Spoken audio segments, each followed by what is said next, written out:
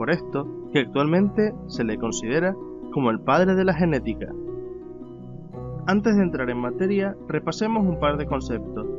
Cuando alguien te habla de genotipo, está refiriéndose a la información genética que posee un organismo particular según la secuencia de nucleótidos de su ADN.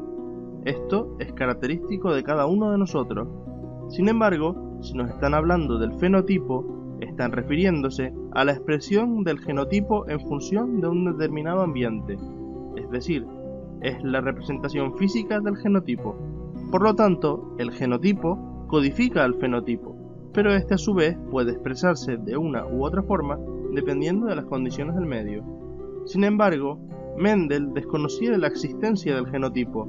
En aquella época aún no se sabía nada sobre el ADN o los procesos de herencia genética, por lo que todos sus estudios se basaron en los fenotipos, en su caso en los que se expresaban en la planta de guisante. Otro punto importante a tener en cuenta es el proceso de fecundación. Todos sabemos que para que tenga lugar necesitamos del género femenino y del masculino, y que además exista cierto feeling entre ellos. Pues bien, para que esto tenga lugar, antes se tiene que producir la meiosis, y con ella la reducción del número de cromosomas a la mitad.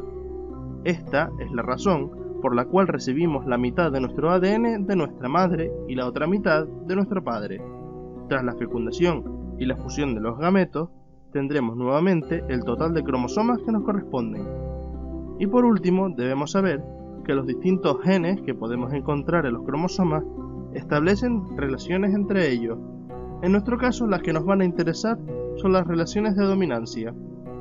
Llamaremos alelo a cada una de las formas alternativas que puede tener un mismo gen.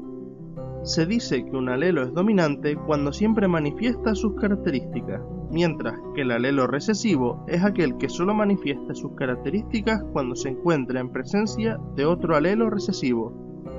Por ejemplo, para el gen color de ojos podemos tener un alelo dominante que dé como resultado el color marrón y otro recesivo que dé como resultado el color azul, y dependiendo de cómo se combinen tendremos un color u otro. Esto lo veremos más claro con la explicación de las leyes de Mendel. Primera ley de Mendel o principio de la uniformidad de los heterocigotos de la primera generación filial.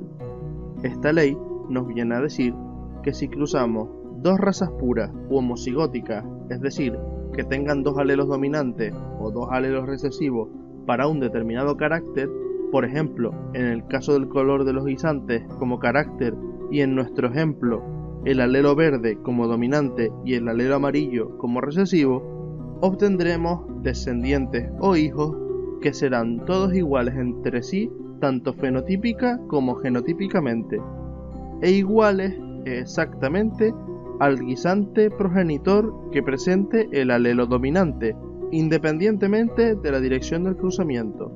Por tanto, obtendremos siempre guisantes con el mismo genotipo, es decir, alelo dominante y alelo recesivo, y que tienen el fenotipo de la raza pura dominante, en nuestro caso, el guisante verde. Segunda ley de Mendel o ley de la segregación de los caracteres en la segunda generación filial. Esta ley nos viene a decir que durante la formación de los gametos, cada alelo de un par se separa del otro miembro para determinar la formación genética del gameto hijo.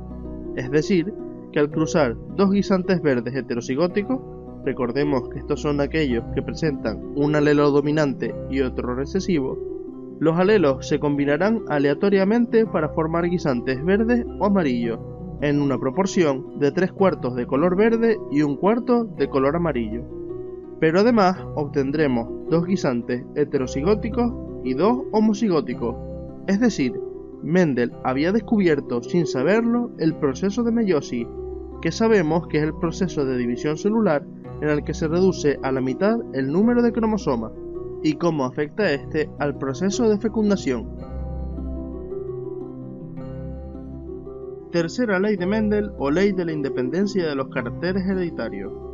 En el caso de usar dos caracteres, color de guisante, recordemos, verde domina sobre amarillo, y rugosidad, donde liso domina sobre rugoso, por ejemplo, Mendel observó que se producía una combinación en ambos rasgos al cruzar dos heterocigóticos de estos caracteres, por ejemplo, guisantes verdes y lisos, cumpliendo con el patrón de la segunda ley, tal y como aparece en la imagen. Veámoslo más claro en la tabla.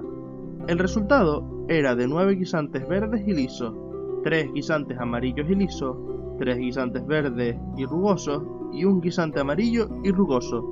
Por tanto, Mendel concluyó que diferentes rasgos son heredados independientemente unos de otros y que no existe relación entre ellos. Por lo tanto, el patrón de herencia de un rasgo no afectará al patrón de herencia de otro. Tanto fue así que de hecho basó sus experimentos en 7 rasgos diferentes de la planta del guisante para asegurarse de que esto se cumplía siempre. No obstante, a pesar de lo guays que son estas leyes, no son del todo perfectas. Cuando Mendel intentó repetir los experimentos que había hecho con guisantes, pero esta vez con abejas, las cuentas no le cuadraban y fue algo a lo que nunca pudo darle explicación. Años más tarde, se supo que las leyes mendelianas no explican todos los procesos de herencia. De hecho, para que se cumpla la tercera ley, los caracteres deben encontrarse en cromosomas separados o a una distancia muy grande entre gen y gen. Si no es así, esta ley no sirve. Además, las leyes tampoco son aplicables en el caso de la herencia ligada al sexo, y por supuesto no tienen en cuenta los fenómenos de mutación que se producen diariamente en nuestro ADN.